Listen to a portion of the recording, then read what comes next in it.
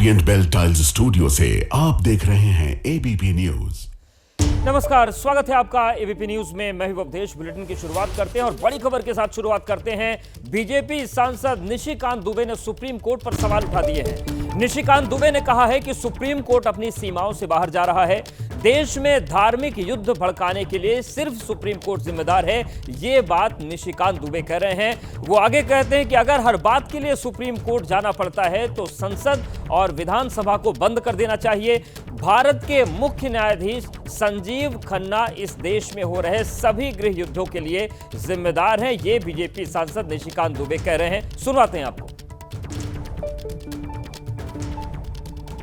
इस देश में धार्मिक युद्ध भड़काने के लिए केवल और केवल सुप्रीम कोर्ट जिम्मेदार है। सुप्रीम कोर्ट का एकमात्र उद्देश्य है show me the face will show you the law. Supreme court अपनी सीमा से बाहर जा रहा है। सुप्रीम कोर्ट की सीमा यह है कि भारत का संविधान जिस कानून को बनाया उस कानून की उसको व्याख्या करनी है, और यदि वो व्याख्या नहीं कर सकती है और सब कुछ के लिए सुप्रीम कोर्ट जाना है तो इस संसद का कोई मतलब नहीं है, विधानसभा का कोई मतलब नहीं है, उसको बंद कर देना चाहिए। निशिकांत दुबे के बयान को आपने सुन लिया। अब इस पर सियासत तेज हो गई है। कांग्रेस ने बीजेपी पर सवाल उठा दिए हैं। कांग्रेस के महासचिव जयराम रमेश का कहना है कि सुप्रीम कोर्ट को कमजोर करने की कोशिश हो रही है। संवैधानिक पद पर बैठे लोग भी सुप्रीम कोर्ट के खिलाफ बोल रहे हैं। ऐसा इसलिए हो रहा है क्योंकि सुप्रीम कोर्ट सिर्फ यह चाहता है कि कोई भी कानून संविधान के मूल ढांचे के खिलाफ न हो। सुप्रीम कोर्ट को कमजोर करने में लगे हुए हैं। सुप्रीम कोर्ट जो अधिकार है, संविधान जो अधिकार देता है सुप्रीम कोर्ट को, उसको काटने में, उसको कमजोर करने में लगे हुए हैं। संवैधानिक पदाधिकारी भी सुप्रीम कोर्ट के खिलाफ बोल रहे हैं, मंत्री भी सुप्रीम कोर्ट के खिलाफ बोल रहे हैं, सांसद भी, बीजेपी के सांसद भी अभी सुप्रीम कोर्ट के खिलाफ बोलने में लगे हुए हैं।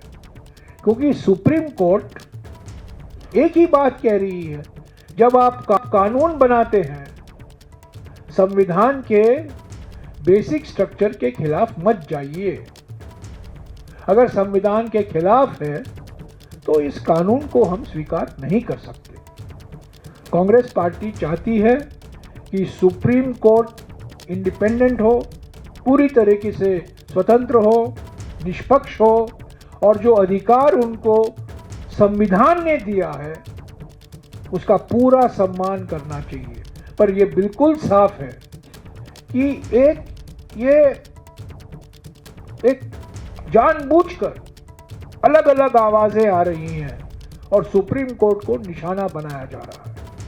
क्योंकि सुप्रीम कोर्ट कई मुद्दों पर, इलेक्टोरल बॉन्ड लीजिए, अभी वक्फ का मुद्दा आया है, इलेक्शन कमीशन का मुद्दा भी लंबित है सुप्रीम कोर्ट में।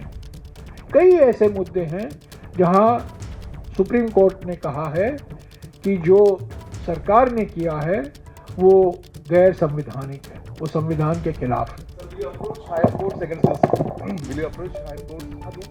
तो सुना आपने, जयराम रमेश ने कहा कि सुप्रीम कोर्ट सिर्फ इतना चाहता है कि संविधान के मुताबिक चीजें हों, लेकिन सुप्रीम कोर्ट को कमजोर करने की कोशिश की जा रही है। कांग्रेस महासचिव जयराम रमेश ने कहा, उन्होंने कहा कि संवैधानिक पद वाले भी सुप्रीम कोर्ट के खिलाफ बोल रहे हैं, जबकि सुप्रीम कोर्ट ये चाहता है कि संविधान के मूल ढांचे में ही कानून रहे। निशिकांत दुबे ने यह भी कहा कि आज सुप्रीम कोर्ट राष्ट्रपति को निर्देश दे रहा है, जो कि किसी भी तरीके से उचित नहीं है। अपॉइंटिंग अथॉरिटी है, उसको आप निर्देश कैसे दे सकते हैं? भारत के चीफ जस्टिस का अपॉइंटमेंट भारत का राष्ट्रपति करता है। इस देश का कानून भारत का पार्लियामेंट बनाता है, उस पार्लियामेंट को आप डिक्टेट करेंगे?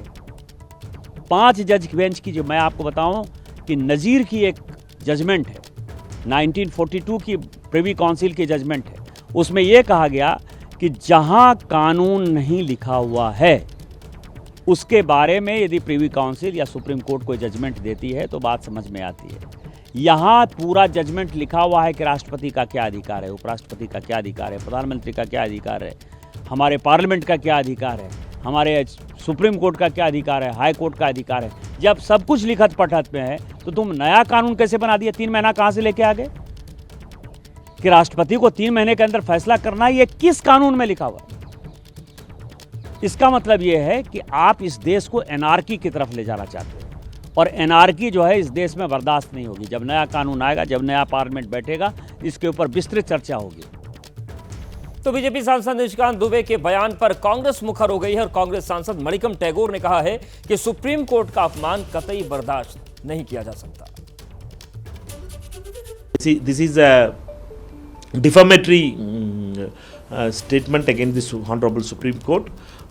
Nishikant Dubey is a continuous person who demolishes all other institutions. Now he has attacked the Supreme Court. Hope Honorable Supreme Court judges take this into notice, because he is not speaking in the parliament, he is speaking outside the parliament. Therefore, he can be his attack on Supreme Court is unacceptable. और इस खबर पर ज्यादा जानकारी के लिए हमारे सहयोगी निपुण सहगल जुड़ गए। निपुण, जिस तरीके से निशिकांत दुबे ने संवैधानिक बातों का जिक्र किया कि जिस चीज को कानून में या संविधान में नहीं लिखा गया है उस पर सुप्रीम कोर्ट आदेश देता है तो कानून बन सकता है, लेकिन जो बातें लिखी हैं उस पर सुप्रीम कोर्ट बोल रहा है, तो ये जो पूरी सियासत हो रही है, बयानबाजी हो रही है, इसके क्या मायने हैं? देखिए अवधेश, न्यायपालिका और जो कार्यपालिका है उसके बीच टकराव कोई नई बात नहीं है। ये कोई पहली बार नहीं हो रहा है या ऐसे पहले कोई दौर नहीं आया है, ऐसा नहीं है। लेकिन ये चीजें चलती रहती हैं। अब क्योंकि सुप्रीम कोर्ट ने लगातार एक के बाद एक ऐसे फैसले दिए हैं या ऐसे आदेश दिए हैं जहां पर कि सत्ताधारी पार्टी को या उसके समर्थकों को वो दिक्कत हो रही है कि संसद से बनाया कानून है और उसको सुप्रीम कोर्ट रोक लगाने की बात कर रहा है, तो ये एक बात है जो राजनीतिक बयानबाजी जिसको कहा जा सकता है। लेकिन सुप्रीम कोर्ट अपना काम करता है, क्योंकि सुप्रीम कोर्ट के पास जब कोई चीज आती है, कोई सवाल आता है, तो सुप्रीम कोर्ट को उसकी संवैधानिकता को परखना होता है। यही कॉन्स्टिट्यूशनल मैंडेट है, यही संवैधानिक दायित्व तो सुप्रीम कोर्ट को दिया गया है। तो सुप्रीम कोर्ट जब तक संवैधानिकता को परखता नहीं है, तब तक अगर कुछ विवादित बातें हैं या कुछ चीजों पर प्राइमा फेसी, प्रथम दृष्टया शक होता है, संदेह होता है, तो उन पर रोक लगाने की बात होती है। लेकिन निशिकांत दुबे को भी अपने एक कंस्टिट्यूएंसी को एड्रेस करना है, अपने मतदाताओं को एड्रेस करना है, तो शायद वो इस तरह की बातें कर रहे हैं। जी, बहुत धन्यवाद आपका निपुण, हमारे साथ जुड़ने के लिए, जानकारी और अपडेट्स को देने के लिए।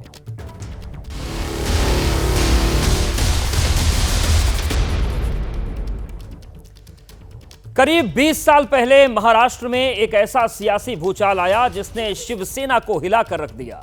वो साल था 2005, जब शिवसेना के फायर ब्रांड नेता और बाल ठाकरे के भतीजे राज ठाकरे ने पार्टी के खिलाफ बगावत कर दी और अपनी नई पार्टी एमएनएस बना दी। अपने भतीजे की बगावत से बाल ठाकरे इतने दुखी हुए कि उन्होंने एक मराठी गीत का हवाला देते हुए राज ठाकरे को लौटने की अपील की। गीत का लौबलुआत था कि छोटी गौरैया को अपने घोंसले में लौट आना चाहिए। खैर, उस वक्त तो छोटी गौरैया यानी कि राज ठाकरे वापस नहीं लौटे, पर करीब 2 दशक के बाद अब राज ठाकरे का इरादा बदल चुका है। मशहूर फिल्मकार महेश मांजरेकर के एक पॉडकास्ट में राज ठाकरे ने कहा कि महाराष्ट्र के हित में वो आपसी मतभेद भुलाकर उद्धव ठाकरे के साथ चलने के लिए तैयार हैं। राज ठाकरे के इस प्रस्ताव के बाद महाराष्ट्र की सियासत में हलचल तेज हो गई है। उद्धव ठाकरे समेत उनकी पार्टी के कई नेताओं ने राज ठाकरे के प्रस्ताव पर मौखिक रूप से सहमति जताई है। अब सवाल यह है कि क्या महाराष्ट्र में फिर से नए महाभारत की पटकथा लिखी जाएगी? क्या 2 भाई मिलकर ठाकरे परिवार की विरासत को एक नया मोड़ देने वाले हैं? ये संकेत ठाकरे ब्रदर्स के बीच खत्म हो रही दूरी का है या फिर उनकी सियासी मजबूरी का?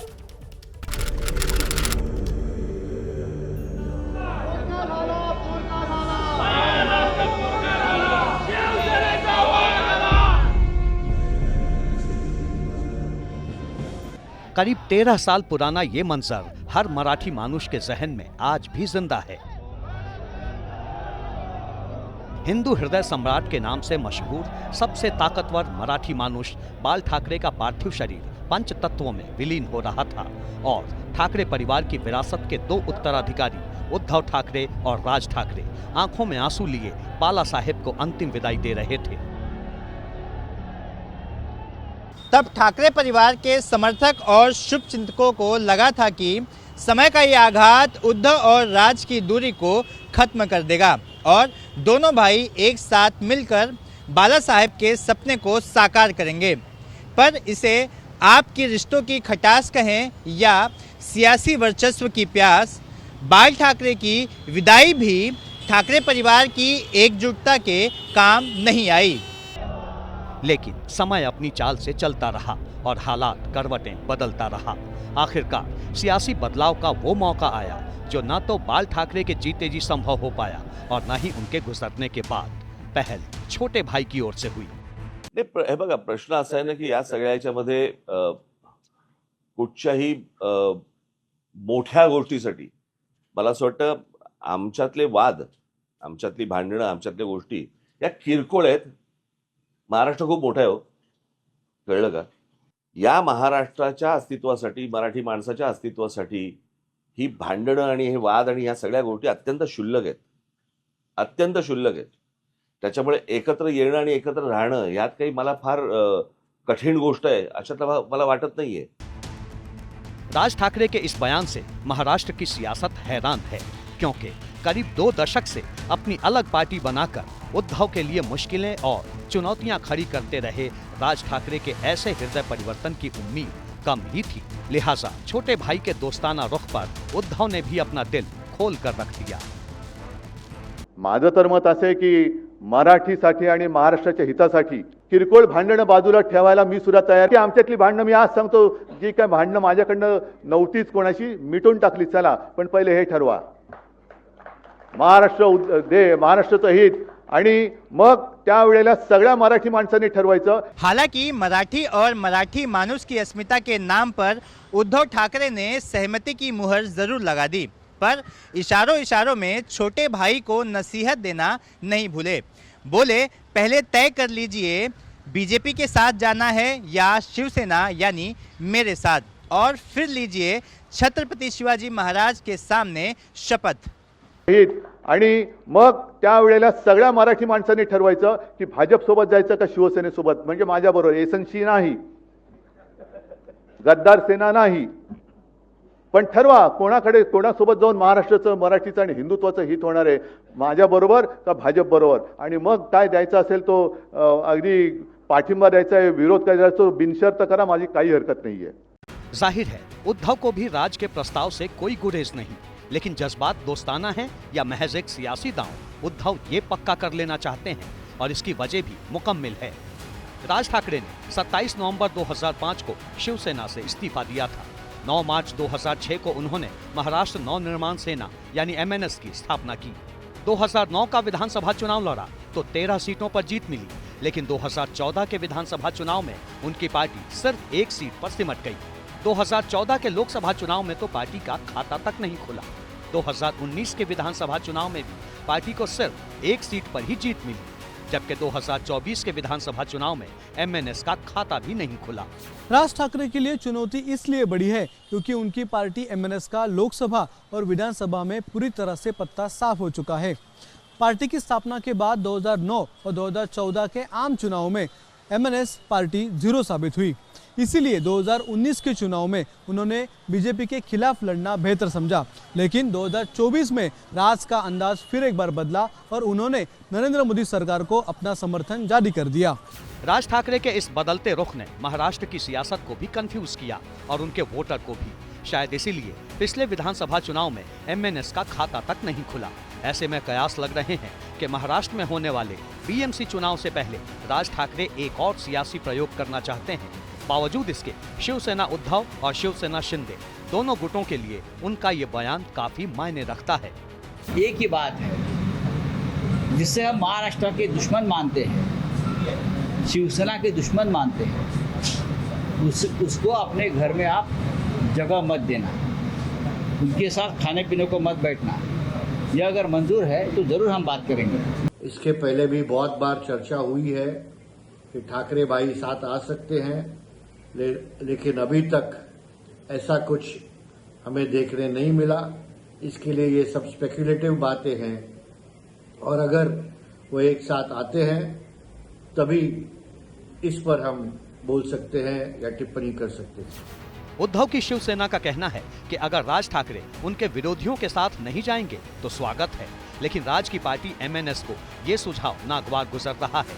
दावा है कि MNS की तरफ से तो कई बार दोस्ती का प्रस्ताव दिया गया, पर उद्धव की सेना ने कभी ध्यान नहीं दिया। जो अनुभव हमको आया है 2017 में, वो अनुभव लेने के बाद अगर या मगर, ये सवाल का कोई जवाब नहीं है। जाहिर है दो भाइयों के मिलन पर पार्टी नेताओं के मन में अभी भी कई संदेह हैं, पर इस बारे में शिवसेना उद्धव के पार्टी कार्यकर्ताओं की क्या राय है, ये जानना भी जरूरी है। मुंबई में जो कुछ अभी चल रहा है उसके हिसाब से मराठी लोगों को ऐसा लग रहा है कि हम लोग अनसिक्योर्ड है, तो उसी हिसाब से उनकी इच्छा है कि दोनों जन एक साथ आना चाहिए।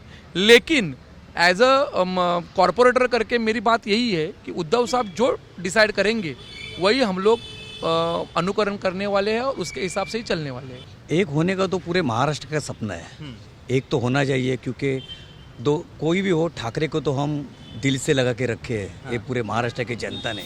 ठाकरे बंधुओं की एकजुटता पर पार्टी नेताओं की तरह कार्यकर्ताओं की राय भी बटी हुई है और इसकी वजह भी राज ठाकरे का बदलता सियासी अंदाज ही है। हालांकि मराठी मानुष के बीच अपने खोए जनाधार को मजबूत करने के लिहाज से ही राज ठाकरे ने मराठी भाषा को लेकर पिछले कुछ दिनों से आक्रामक अभियान छेड़ रखा है। महाराष्ट्र में 5वीं क्लास तक के छात्रों के लिए हिंदी को तीसरी अनिवार्य भाषा घोषित करने के विरोध में एमएनएस के सैकड़ों कार्यकर्ता सड़कों पर हैं। हिंदी भाषिकों से ज्यादा महाराष्ट्र में हिंदी लोग बोल रहे हैं, तो उसकी शक्ति क्यों हो रही है? यानी एक तरफ मराठी मानुष और मराठी भाषा के नाम पर सियासत और दूसरी ओर भाई उद्धव से करीबी बनाने की चाहत। पिछले कुछ महीनों में ठाकरे ब्रदर्स के साथ की कई तस्वीरें सामने आई हैं। 15 दिसंबर 2024 को रश्मि ठाकरे के भतीजे की शादी के मौके पर राज और उद्धव की मुलाकात हुई थी। उसके बाद 22 दिसंबर 2024 को राज ठाकरे के भांजे की शादी के मौके पर उद्धव ठाकरे समारोह में पहुंचे। इस साल 23 फरवरी को अंधेरी में हुए एक शादी समारोह में भी दोनों भाइयों की मुलाकात हुई। सियासी जानकारों की माने तो महाराष्ट्र के मौजूदा सियासी हालात को देखते हुए उद्धव और राज दोनों को एक दूसरे की जरूरत है। खासकर विधानसभा चुनाव के नतीजों के बाद दोनों तरफ ये बेचैनी बढ़ी हुई है और इसकी वजह कुछ महीनों बाद होने वाला बीएमसी चुनाव है। करीब 8 साल पहले बीएमसी चुनाव में अविभाजित शिवसेना को 84 सीटों पर जीत मिली थी, जबकि बीजेपी 82 सीटों के साथ दूसरे नंबर पर रही थी। कांग्रेस को 31 सीटें, एनसीपी को 9 सीट और एमएनएस को 7 सीटों पर कामयाबी मिली थी। लेकिन शिवसेना और एनसीपी में टूट के बाद बीएमसी का मौजूदा गणित काफी हद तक बदल चुका है। ऐसे में उद्धव और राज दोनों के लिए अपनी सियासी हैसियत को बचाए रखने के लिए बीएमसी में बेहतर करने का तनाव है। शायद इसीलिए ठाकरे ब्रदर्स पर फिर से एकजुट होने का दबाव है।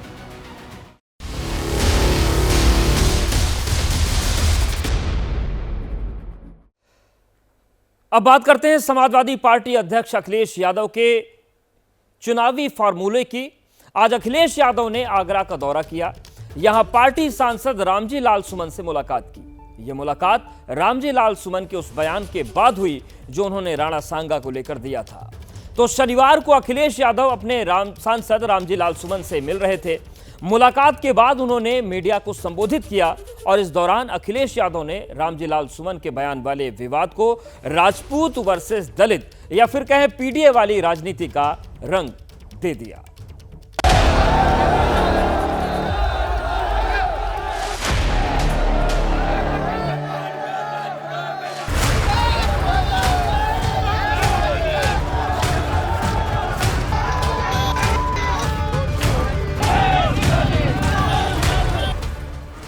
अखिलेश यादव पार्टी सांसद रामजी लाल सुमन के साथ आगरा की धरती पर बैठे थे, लेकिन उनकी नजर लखनऊ में सीएम के सिंहासन पर थी। ये मुलाकात यूं ही नहीं हुई, बल्कि इस मुलाकात में 2027 के यूपी विधानसभा चुनावों की रणनीति तैयार की गई। इस रणनीति के केंद्र में अखिलेश यादव का वही पीडीए फॉर्मूला था, जिसके दम पर उन्होंने 2024 के लोकसभा चुनाव में पार्टी के ग्राफ को ऊपर पहुंचाया था। समाजवादी पार्टी के कार्यकर्ता जो बैनर पोस्टर लेकर अखिलेश के स्वागत में पहुंचे थे, वो भी पीडीए की छाप छोड़ रहे थे। रामजी लाल सुमन के साथ बैठकर अखिलेश यादव ने बोलना शुरू किया तो मैसेज पीडीए में शामिल पिछड़ा, दलित और अल्पसंख्यक को दिया। उन्होंने रामजी लाल सुमन के घर पर हुए हमले को सुनियोजित साजिश बताया और इसे पीडीए को डराने का प्रयास करार दिया। उधर सीएम योगी आदित्यनाथ शनिवार को गोरखपुर में थे। उन्होंने वहीं से अखिलेश के हमलों पर पलटवार किया। ये लखनऊ और दिल्ली का जो झगड़ा है बड़ा वाला, उसकी वजह से ये ताकत दिखाने का प्रदर्शन हुआ। तलवारें लहराएंगे, बंदूकें भी लहराएंगे, शांतिपूर्ण तरीके से सम्मेलन करने की परमिशन सरकार ने दी। ये बोले सीधे साधे लोगों का फायदा उठा रहा था कोई, और खासकर पीडीएस समाज में एक डर पैदा किया। सुमन जी के घर पर जो हुआ है हमला, बहुत सोच समझ करके हमला हुआ है। आज समाजवादी पार्टी और कांग्रेस देश के अंदर और प्रदेश के अंदर जातीय संघर्ष नया प्रारंभ करने का प्रयास कर रही है। समाजवादी पार्टी का एक विधायक महाराष्ट्र के अंदर छत्रपति शिवाजी महाराज का अपमान करता है और औरंगजेब का महिमा मंडन करता है। समाजवादी पार्टी का एक सांसद प्रदेश में महाराणा सांगा का अपमान करता है और विदेशी आक्रांता जिसने राम जन्मभूमि के मंदिर को तुड़वाया था उस बाबर का महिमा मंडन करता है। अखिलेश यादव की तरफ से यह भी दावा किया गया कि हमले के लिए योगी सरकार की तरफ से बाकायदा फंडिंग की गई, माहौल बिगाड़ने के लिए एक निर्दलीय विधायक की मदद ली गई। योगी जी की निगरानी में उनके एक सलाहकार और कुछ इंडिपेंडेंट स्वजातीय एमएलए जो राजस्थान के थे, लखनऊ के एक बड़े होटल में बुलाया गया था। फिर इस मुद्दे की पटकथा उस सीएम के सलाहकार ने इन स्वजातीय एमएलए के साथ मिलकर लिखी कि राजस्थान और यूपी के कुछ अराजक तत्व और योगी सेना को फंडिंग की ताकि ये माहौल बनाया जाए जिससे दो फायदे हों। केंद्र की बीजेपी सरकार को ये बताया जाए कि राजपूत योगी के साथ है और योगी की सीएम कुर्सी बनी रहे। रामजीलाल सुमन प्रकरण को ढाल बनाकर अखिलेश यादव ने पीडीए के अहम घटक दलितों को साधने की पुरजोर कोशिश की। अखिलेश यादव ने सामाजिक न्याय के पैरोकार और दलितों के मसीहा डॉक्टर भीमराव अंबेडकर का जिक्र कर योगी सरकार को घेरा, तो योगी आदित्यनाथ ने भी अंबेडकर के बहाने अखिलेश पर आरोपों के बाढ़ चलाए। जिसने मुझे मारने का कहा कि मैं गोली मार दूंगा, वो बहुत ही गरीब भोला भाला सीधा इंसान है। उन्हें कठपुतली की तरह इस्तेमाल किया जा रहा था। उन्हें ये भी नहीं पता था कि उनके कठपुतली बनाने में लखनऊ वालों के हाथ में धागा था कि दिल्ली वालों के हाथ में धागा। आगरा सामाजिक न्याय के राज के स्थापित करने का जो संकल्प हम लोग उठा रहे हैं, उसी से रास्ता खुलेगा, क्योंकि बाबा साहब भीमराव अंबेडकर जी का दिया हुआ संविधान ये हमारे लिए ढाल है। आज से आगरा को सामाजिक न्याय की प्रतीकात्मक राजधानी के रूप में स्वीकार करने की घोषणा करते हैं। यानी ये पंच तीर्थ बाबा साहब के नाम पर अगर किसी ने बनाए हैं तो मोदी जी ने बनाए हैं या भारतीय जनता पार्टी ने बनाए हैं। इनमें न कांग्रेस का योगदान है, न समाजवादी पार्टी का योगदान है, न आरजेडी का योगदान है, न किसी अन्य दल का योगदान है।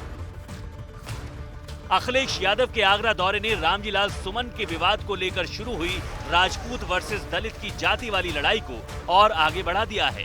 यही वजह है कि अखिलेश यादव सीधे राजपूतों का नाम लेकर योगी सरकार को घेर रहे हैं और सूबे के दलितों को साथ जोड़ने की कोशिश कर रहे हैं।